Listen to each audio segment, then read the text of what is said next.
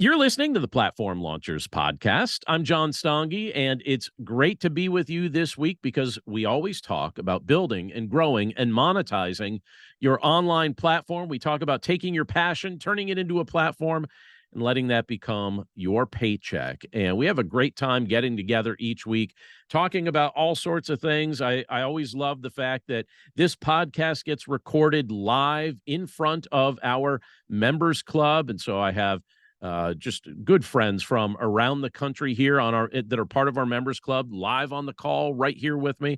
Always enjoy that. Always enjoy just the special privilege it is to be able to spend some time together. And I'll mention this even before we get into this week's content.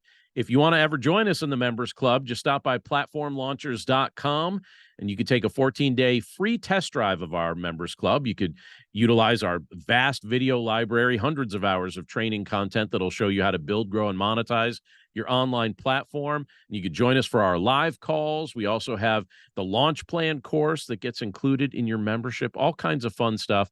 And you might even get something fun in the mail from me if you join really soon. So just keep that in the back of your mind. Again, platformlaunchers.com. You could check that all out. Try it out for free for a couple weeks. Now, this week, I have a topic that I want to talk about that's something that is very important to me. And even in just the conversation I was just having with our members club, I could tell that it's important to many of our members as well. And it's this idea of finding your ideal workflow, your weekly workflow for content creation. So I want you to kind of keep that in the back of your mind as we think about how we're going to use the next few months of the year. We're in the last quarter of the year. And what does it look like? Or we're just about in the last quarter of the year, I guess, right? And what does it look like to utilize this time well? Because it's the fall.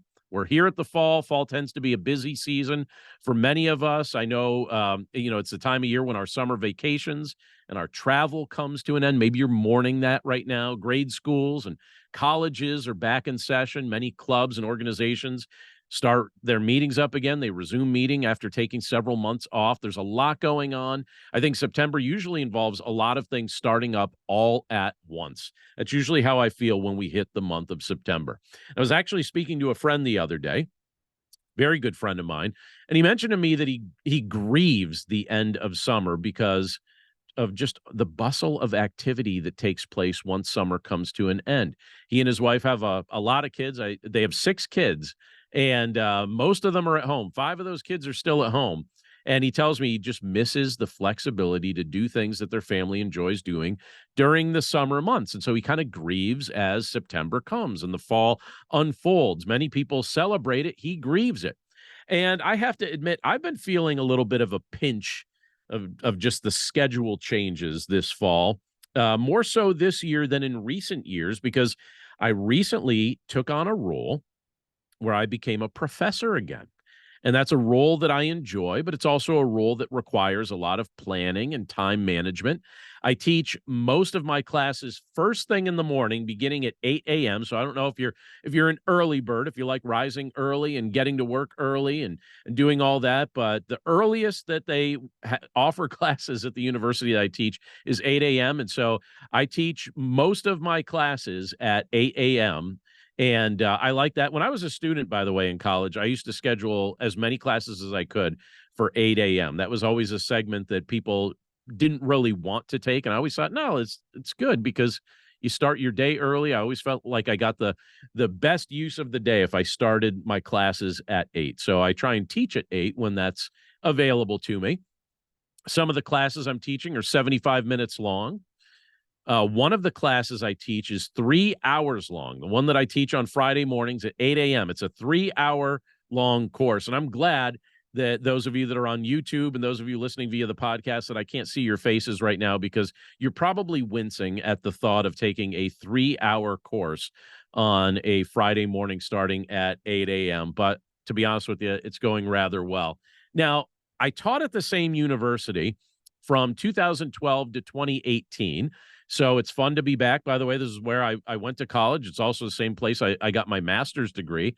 So I do enjoy being back, but I have to say there's a difference now be it just in my day-to-day life than from what life looked like back in 2012 and 2013 and some of the other years that I spent time as a professor on the faculty.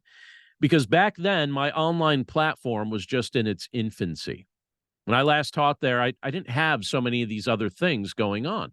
Now, I still had my other day-to-day responsibilities, my work with the church and the mission board and some other things that I'm highly involved in, but I didn't really have a lot that I had to do related to my online platform when I was teaching there years ago. And now I find myself preparing classes and creating content in new ways and at new times because I'm trying to juggle a lot of content creation throughout the course of a week.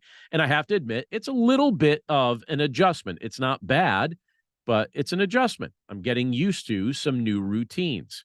And I bring this up because if you're in the process of creating an online platform, or if you already have a platform, creating content is one of the most important things you will do to sustain what you're building and then reach new people. If you want to effectively reach new people, content creation is one of the best ways to do it because your message, your marketing, your monetization, all of it is directly connected to the content you're creating. So, what forms of content do you regularly try to produce? When you think about the kinds of content you like to produce over the course of any given week, what do you regularly try to produce? Is it audio? Is it video? Is it blogs? Is it social media? Is your social media trying to incorporate audio and video and written text? You know, it all has value, but it all needs to be intentionally created for it to be shared. It doesn't create itself. You have to intentionally create it, which means you have to block off time to be able to do it. And for this to work, you need to develop a good weekly workflow. Now, some people try to convince me that they don't really need something like that. So, without directly reading my mind, what do you suppose I think about that kind of statement? When someone tries to convince me that they don't really need a weekly workflow to get their content created, do you think I believe them? I don't believe people when they say that. I think they're wrong. I think that that's incorrect. I think we do need a weekly workflow. In fact, I don't even have to prove to you that the people saying that they don't need it are wrong. All you have to do, if somebody ever says that, all you have to do is look and see if there's any consistency or any rhyme or reason to the content that they're releasing, because you'll quickly discover that their platform struggles to find momentum because it's on again and off again and on again and off again like a light switch. And what ends up happening is if you lack a weekly workflow, that also equals a lack of messaging, a lack of marketing, a lack of monetization, and a lack of momentum. Your weekly workflow is oftentimes going to be directly connected to all of those M words, right? You know, the messaging, the marketing, the monetization, the momentum. It's particularly connected to the momentum. So I'll just ask this as a question. Do you have a weekly workflow that works for you? And if so, how do you carve up your time? How do you make it work for you? How do you divide your time so that it functions properly?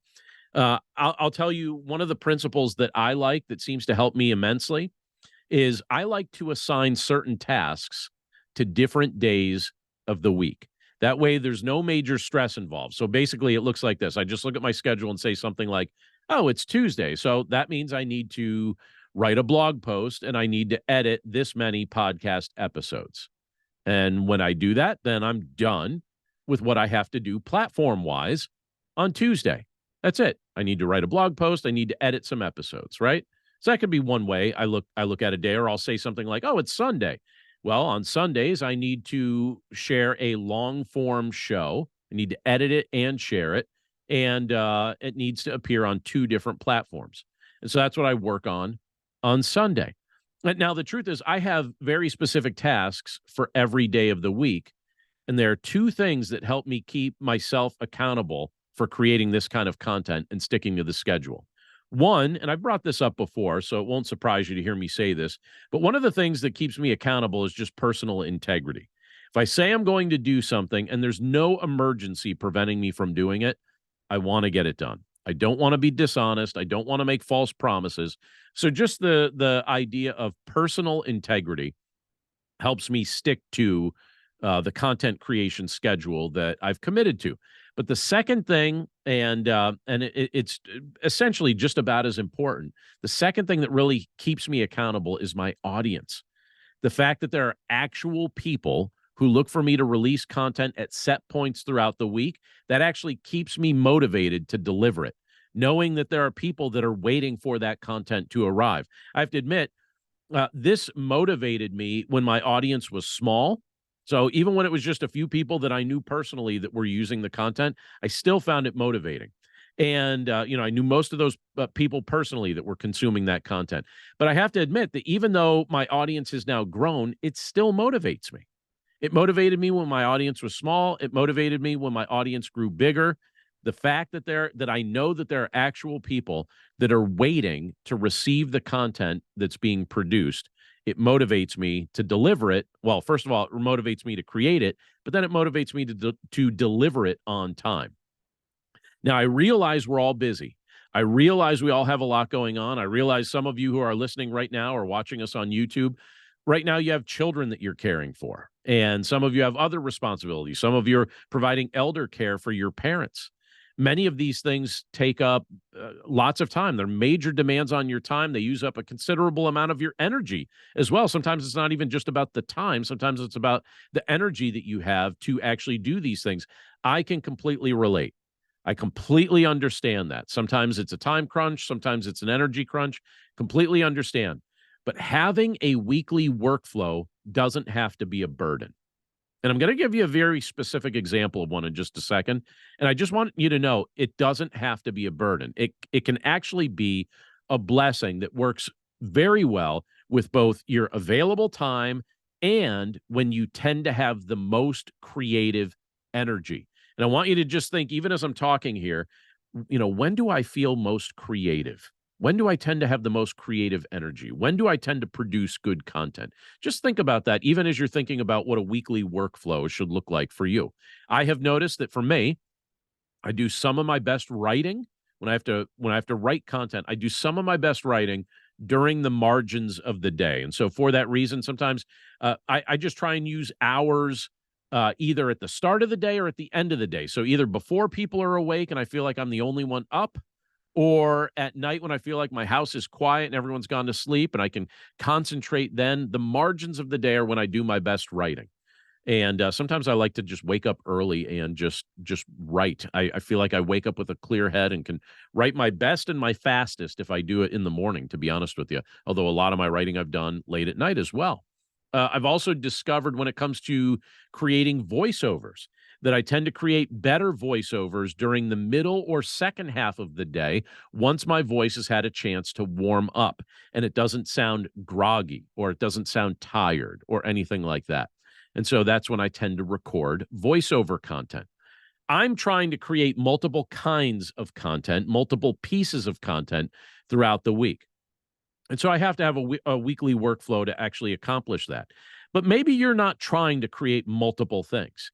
Maybe you're just trying to create one thing during the course of the week. Maybe it's just your plan to primarily create one good piece of quality content each week. And if that's the case, I'd like to suggest a suggested workflow based on the days of the week that might help you accomplish that, particularly if you don't already have one. Now, if you do have a weekly workflow, I'd still encourage you to listen to this as a suggestion because there might be a piece in this workflow that you aren't yet incorporating that you could add to yours. Do what works for you. This is not hard and fast as a rule. This is just a suggestion if you need something like this. But I would suggest that you just look at the weekdays, so Monday through Friday, and carve it up something like this. So Mondays, I would say, if you're trying to start this workflow off, use Monday for planning and research. Start off the week that way. Do some daydreaming, do some planning, do some research. You could even take some time to review what you created the week before and start planning what you're going to create this week. I imagine in many respects, it might be wise to also look at the metrics for what you've created before and start noticing which content resonated with your audience, and you could build additional content based on what tends to be popular for your audience. You could also use the time to say, I'm going to try something new and see if a hunch that I have or a new idea that I have might be something that resonates with my audience. But I would use Monday for planning and research. And then I'd take Tuesday, and I'd use Tuesday as the day to actually create the content. So if you're trying to create written content, write it out on Tuesday. Maybe the margins of the day work for you, maybe some other time, but write it out.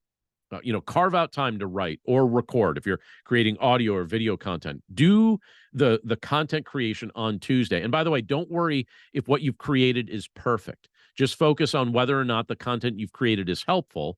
We're going to talk about polishing it up on a different day in just a moment.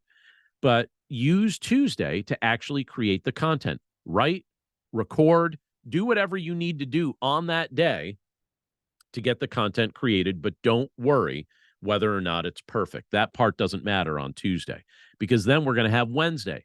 And on Wednesday, you could use that day to edit what you created on Tuesday. You can refine the audio. You could take the video and tweak it a little bit.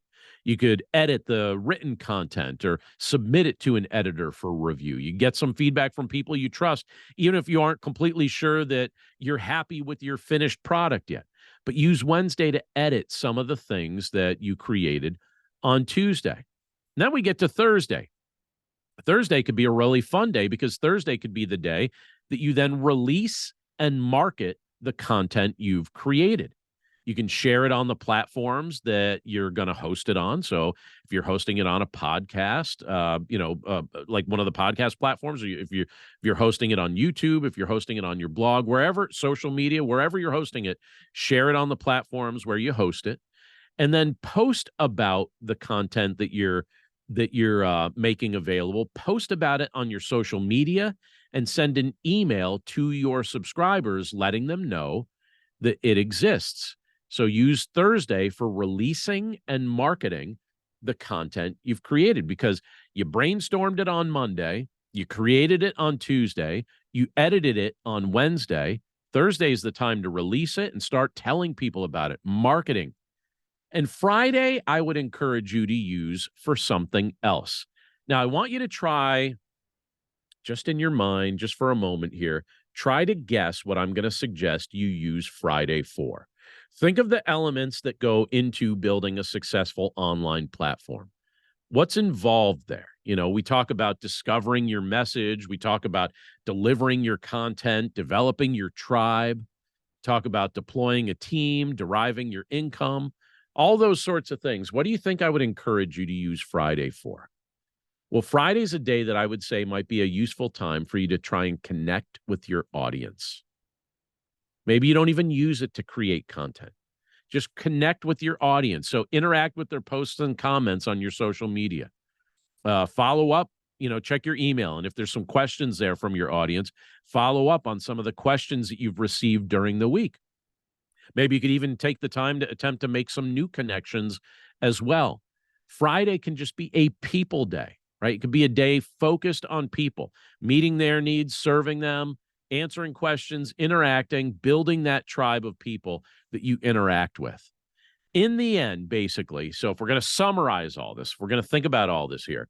In the end, developing a weekly workflow that suits your schedule and suits the times of day when you have the most energy. Like I said, I tend to like the margins of the day when I'm doing content creation, but figure out what works for you. But when you figure out a weekly workflow that suits your schedule and the times of day when you have the most energy, you're going to discover it's very wise. And I'd encourage you to write it down and then stick to it, because what's going to happen is you'll get more accomplished and your message will be more widely disseminated, and you'll be more likely to monetize your content. And then, and this is one of my favorite things, the platform that you've been spending all this time building will gain momentum at a much quicker rate, because it's not going to be on again and off again and on again and off again. You're going to find a weekly workflow and then stick to it. And then those that use your content are going to highly benefit from it. But I think you'll benefit from it as well. So before we finish up, I'll just remind you of a couple things. One, I mentioned right at the start. If you head over to platformlaunchers.com, you can take a 14-day free test drive of our members club. You can join us on our live calls and interact with our awesome members community. We're so grateful for each person who's part of it.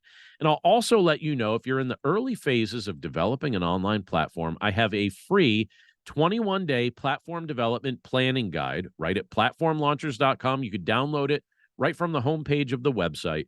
And I'd encourage you to pick up a copy because it'll help you figure out where you should go with your platform idea. And if your idea is a little murky, it'll help you solidify what the idea should be. So again, platformlaunchers.com, you can find all of that there. But that's it for us this week. As always, I'm grateful for the time that we get to spend together. Thank you so much for tuning in, whether you're watching us on YouTube or whether you're listening to us via the podcast. We're grateful for you wherever you are. And we look forward to catching up with you again right here next week. Take care.